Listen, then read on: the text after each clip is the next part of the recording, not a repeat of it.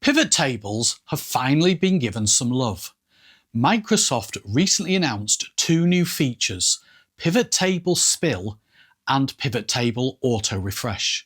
And in this video, I'll show you both features. Remember, these are currently only available to users who've signed up to the Microsoft beta channel. They will eventually make their way to all Excel 365 users, although right now I have no timeline for this. So let's have a look at Pivot Table SPILL first. Here I have two pivot tables, one below the other. I also have a pivot table that has some data below it, text and numbers.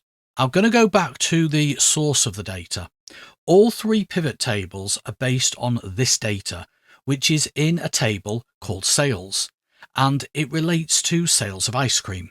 I need to add some more data, so I'm going to scroll down to the bottom of the table, and I actually have three rows of data set up, which I'm going to move directly below the table. That way it saves me actually typing during this demo, so I will just cut and paste.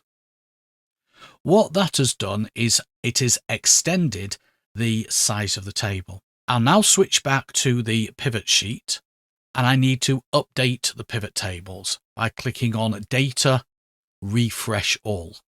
Because in the original data I have two new flavors, apple and salted caramel, that weren't there before, what has happened is the pivot tables have expanded by 2 rows. However, they can't expand because there isn't enough room. What used to happen in this situation was an error message would pop up.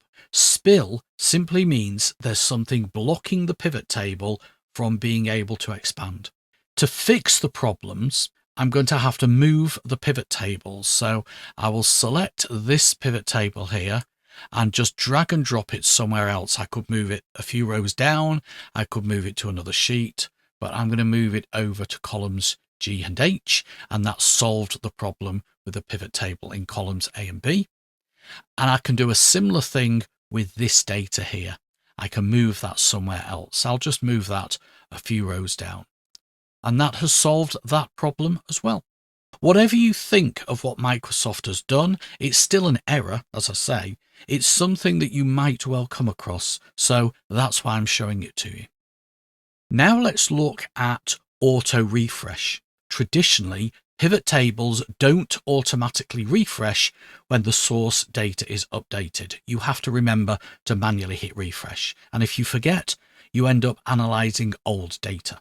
But now there's a way to make your pivot tables refresh automatically. For this demo, I've got two separate data sets. The data on this sheet, Sales Data 1, is in a table called Sales 1. If I just go up to the Table tab, you can see it's in a table called Sales 1. I've got another sheet called Sales Data 2, and that's got a table called Sales 2. The pivot tables in Pivots 1 are based on the data in Sales Data 1. The pivot tables in Pivot 2 are based on the data in Sales Data 2. And I've done it that way because I want to show you the effect of having two different data sets. I'll go to Pivots 1. I'll select any of those pivot tables and go to the Pivot Table Analyze tab. And on there is an Auto Refresh button. If I click that button, the top half goes darker.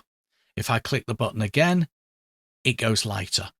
When it's darker, it means that feature is on. But that feature is on for any pivot table that uses the same data source as the one I'm in. So in other words, the pivot table I'm in, the one in columns A and B, uses the data source from Sales Data 1. But also the pivot tables in D&E and G and H use the same data source. So when I click into this pivot table, auto refresh is on, and when I click in this pivot table, auto refresh is on. But if I click into the pivot tables on the sheet called Pivot 2, then auto refresh is not on because they are using a different data source. If we have a look at the total revenue for these pivot tables here, you can see it's just under 9,500. So I'm going to go over to the sales data one, and this is the data source for those pivot tables, and change the value in D2 to something really large. Let's say 10,000. If I then jump back to pivots 1, you can see that those pivot tables, particularly the first and the third one, because they contain the revenue, those pivot tables have automatically updated. If I go back to the data and I scroll down to the bottom and do the same thing that I did before, cut and paste those 3 rows. So I've now got more data in my data source, and go back to pivots 1. Those 3 pivot tables have updated. The revenue is updated, and also the total number of orders, which was 75, has now increased to 78. So I guess in a way you could say that auto refresh is a property of the data source rather than the pivot table itself. If you create a new pivot table from a data source that has auto refresh on, then it will automatically be on for the new pivot table. Finally, just to make you aware, this auto refresh only works with pivot tables that are based on worksheet based sources. So for pivot tables that are based on, say, the data model, or pivot tables that are based on, say, a Power BI dataset, auto refresh isn't available. I hope this video helped you. If it did, please give it a thumbs up. And if you'd like more Excel tips and tricks, check out my website at theexceltrainer.co.uk. As always, thank you for watching, and I'll see you in the next video.